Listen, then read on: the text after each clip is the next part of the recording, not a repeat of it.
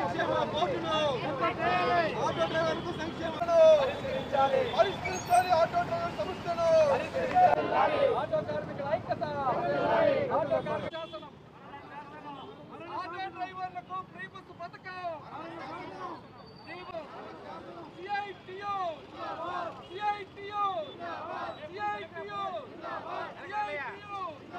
GO number 21 వెంటనే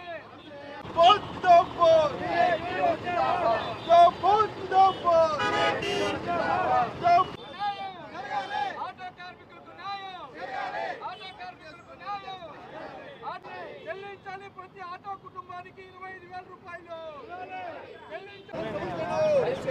రద్దు చేయాలి. నూతన క్రిమినల్ చట్టాలను పాదయాత్ర సందర్భంగా ఆటో డ్రైవర్కు లోకేష్ ఇచ్చిన మాటను పాదయాత్ర 21 వెంటనే ప్రతి ఆటో కార్మిక కుటుంబానికి 25,000 రూపాయలు అమలు చేయాలి. నారా లోకేష్ ఇచ్చిన హామీని అమలు చేయాలి. నారా లోకేష్ ఇచ్చిన హామీని నూతన క్రిమినల్ చట్టాలను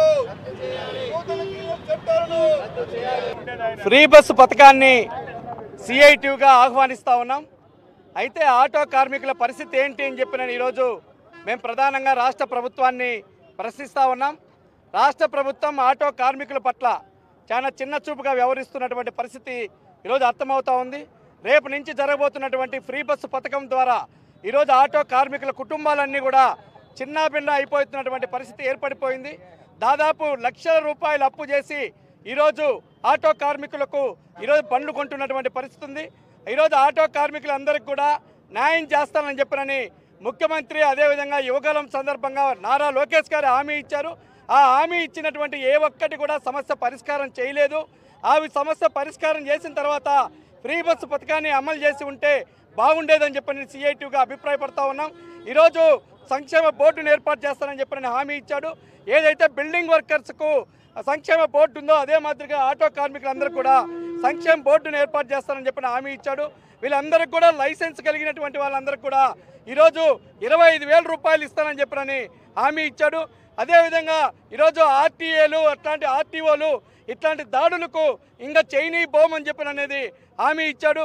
ఇట్లాంటి అనేక రకాలైనటువంటి యువగలం పాదయాత్ర సందర్భంగా నారా లోకేష్ గారు హామీ ఇచ్చారు.